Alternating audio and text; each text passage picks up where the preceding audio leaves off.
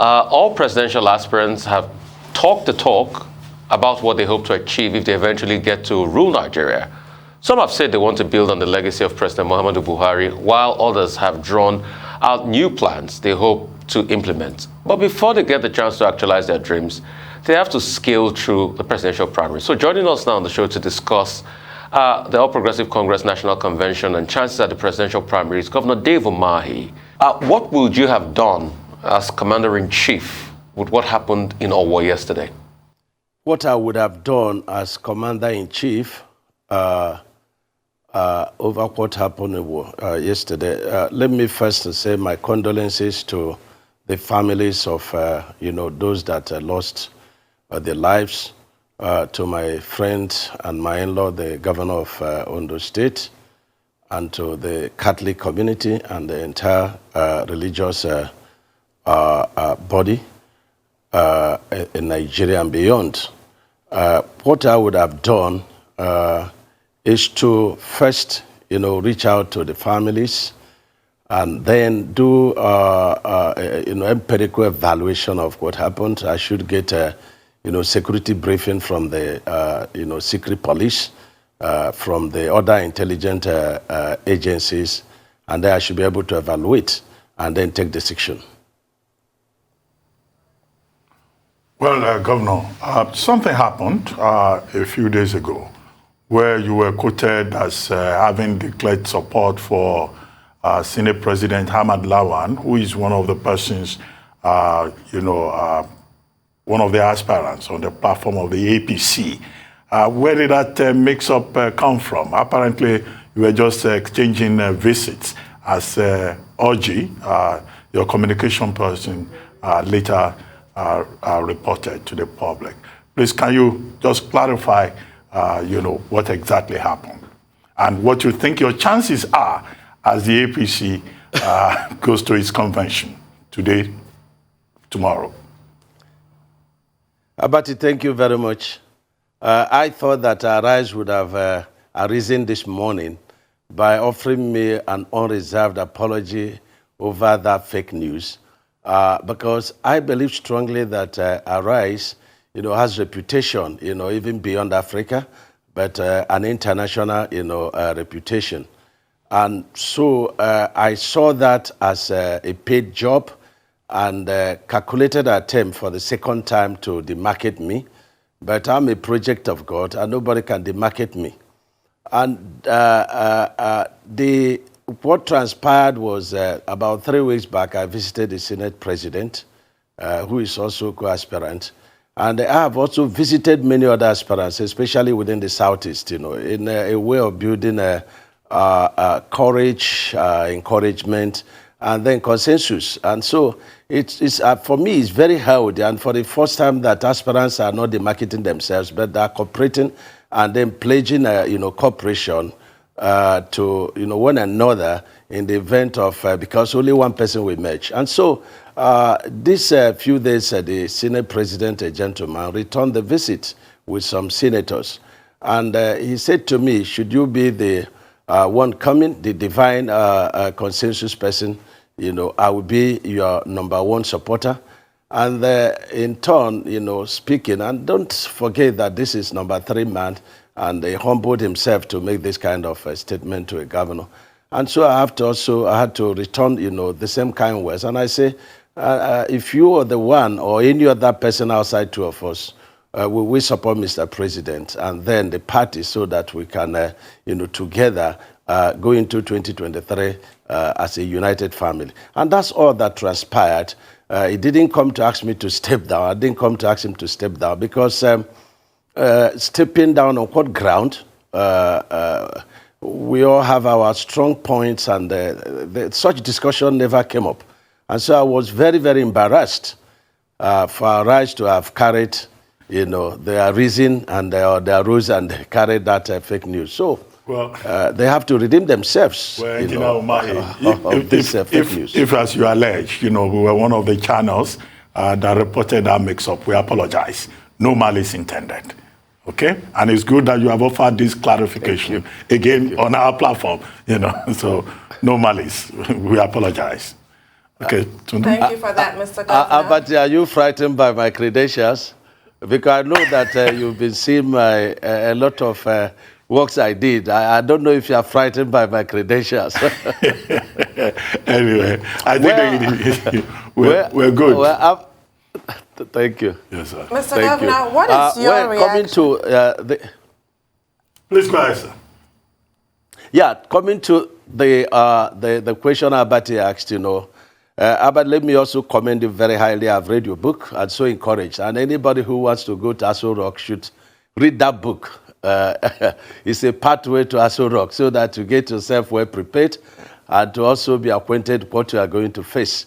But I always say one with God majority. Now, my chances, are there based on God's intervention, based on empirical evaluation of my performances in Ebonyi State. And I continue to say that all the indices that Nigerians are looking out for their next president are all within me, and all glory to God. It's not by my own power.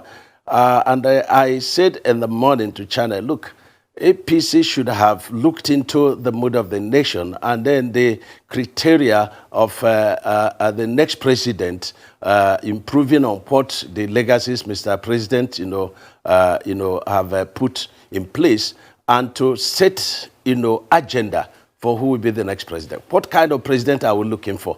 And everybody has different kind of, callings, some, similar, and so on and so forth. So if you now want a president, that has capacity, that has good knowledge of engineering, that can take the country to the infrastructural, level, then you should be looking towards the Ebonyi State governor. And I'm saying this with all humility and appreciation to God Almighty. So I think that the kind of president Nigeria needs now, those qualities are in me, and I always say to the glory of God, So I think I have a very good chance. Right, thank you, Mr. Governor. I was asking for your reaction to the 11 APC governors from the North who signed a statement saying that the presidency should be rotated to the South. And as a result of that, Governor Badaru has withdrawn from the race. What is your reaction to that? And the fact that they want the presidency to rotate to the South generally, but did not microzone to the Southeast? Well, my reaction is to thank them as my colleagues for expressing their feelings and, putting forward, the slogan of APC, which is justice, peace, and unity. And that's what they have put forward in arriving at their decision. And let me correct the impression that my friend Badaru, at no time said he has withdrawn from the race, because a couple of times he attended meetings of aspirants. So if he has to do that, he has to do that by himself. And I'm aware it's not all the northern governors that did that. And I'm also aware that it's not in consultation with the leader of the party. So they're expressing their feelings based on the mood of the nation. And I want to commend them very highly. But I want to also further encourage them and the party and our leader, Mr. President, to look at, what they put forward. What they put forward is for the sake of the nation, the unity of the nation, for the sake of equity, justice, and fairness. Let this thing go south. And so it shouldn't stop there. There are 3 zones in the south.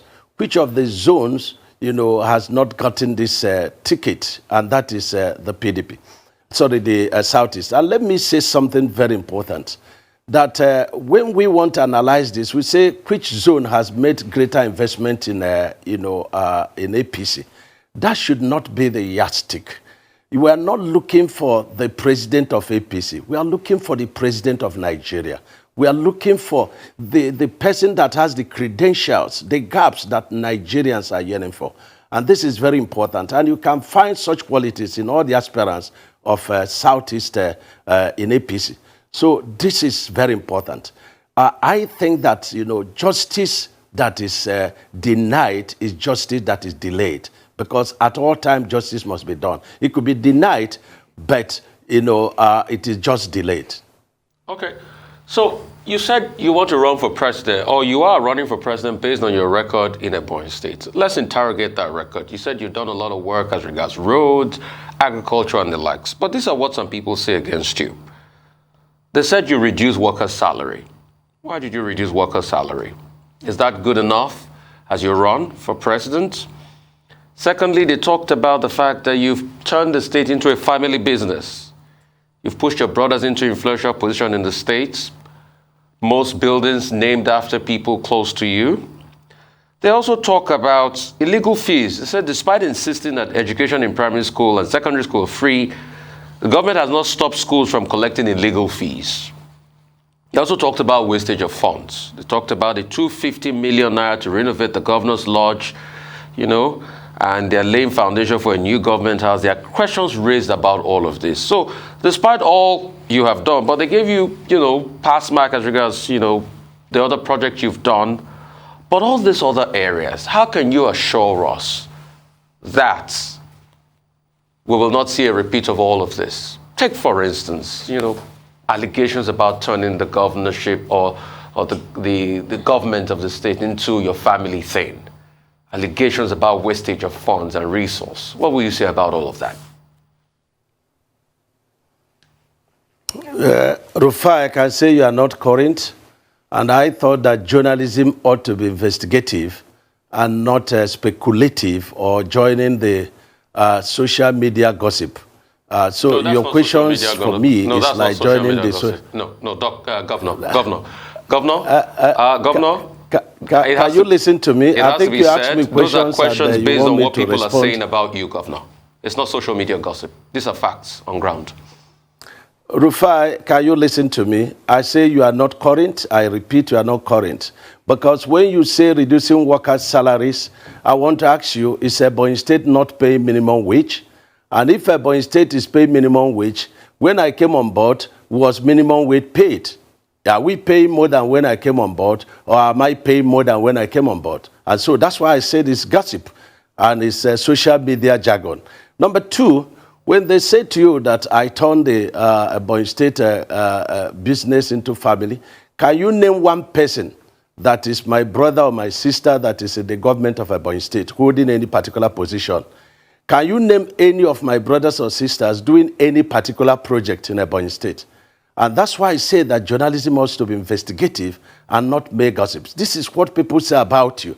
What has it got to do with the realities on ground? And I want to offer you something. Let every state in Nigeria, both now and after, turn the business of their state the way I have turned the business of Ebonyi State. They are all there for you to see, and they are all there for you to analyze. They are all there for you to come and see for yourself, and not saying these are what people are saying about you. People can say anything. Even if I walk on top of water, people will say I raise dust. It's all about politics, but the realities are on ground, and you cannot eliminate it. So forget about what people say. It was Christ that asked his disciples, what do people say, about me? It took divine intervention for Peter to say, you are the rock, the Christ. And so I want to say to you, Rufai, forget about what people say about me. Look at what I have done and come down to Ebonyi State and see for yourself. You have a right to make reactions, just like people want you to react to the 250 million renovation for the governor's lodge. Those are the things people say about, and you can't discountenance them. People will always speak based on what they see. You are very wrong about the figure. The figure is not 250, Rufai. The figure is 350 million. It's not just 250, it's 350 million. And it will be very difficult for me to tell you how prudent that amount came to be. But it is important for you to come and see that edifice and see whether you can even do it with 1 billion. And I want you to also know that in terms of transparency, that I became first in Nigeria. I'm the only governor that has, award from ICPC as the ambassador of, transparency. I became first in terms of prudent management. I became first in terms of, sustainability, index. I became first in terms of, transparency in public funds. And so I'm not disturbed because I came in the name of God, and I fear God in doing the jobs that God called me to do. And I'm very happy with what I have achieved in Ebonyi State. And that is my, driving point in wanting to be president. Well, Governor Umahi, let's look to the future. Now you are seeking the flag of the APC, and the process has already started. And you've been quoted as saying you will turn Nigeria around if you were to be given the opportunity to be president. You talk about critical infrastructure, economic growth. In the few minutes remaining on this segment, could you just itemize for us what will be your priorities if you become the standard bearer of the APC and eventually president of Nigeria? Thank you, Abati. I've always said that I intend to replicate what I've done in Ebonyi State, at a larger scale, if God gives me the opportunity to be the president of this country. Take, for example, the security in my state. Though I will not be able to tell you all that I have done to, ensure that there is no seat at home in my state, in Southeast, no matter the situation. But, I had to, use a bottom-top approach in dealing with the security situation in my state. Take example, the issue of health. I built the most sophisticated University of Medical Sciences, and the university is there for everybody to see, and the equipment, the best equipment you can find anywhere in the world. Take the issue of education. I've been able to establish a lot of educational institutions in Ebonyi State, and I've been able to redefine the infrastructure for educational institutions in my state. Take the issue of agriculture. I've been able to get down to the farmers and to the people, and I've empowered a lot of youth. I've made agriculture to be one of the factors of employment in Ebonyi State. Take the issue of weight creation. I've been able to engage a lot of our people, in weight creation. I've been able to reduce unemployment by using direct labor to attack, a lot of our infrastructural decay. And this is working. Ebonyi State is a construction site. Even as I'm talking to you, every morning I have to sit down and evaluate, the ongoing projects and performances. And this is what I intend to do. And I engage. And I've also said to Nigerians, allow an engineer for the first time to engage this country. Because one of our greatest problems is, management of our infrastructure and the development of infrastructure. And I've got all those credentials. If at a tip, you ask me the cost of any construction matter, I'll be able to tell you, and I can disaggregate them. And so I'll be able to manage the economy of Nigeria based on my experiences, in different, sectors of our economy in Ebonyi State. And I keep saying, try an engineer, and let the issue of debate not be on the capacity to buy delegates, the capacity to, spend money. Let it be based on the yearnings, the gap that Nigerians are looking for. Because this is what will be the top, discussion when the campaigns, will start. And that's why I'm offering myself for this, important job. And I can defend, my coming and my commitment and the courage to take this job. Well, thank you very much, Governor David Umahi, Governor of Ebonyi State, and APC presidential aspirant. We wish you well.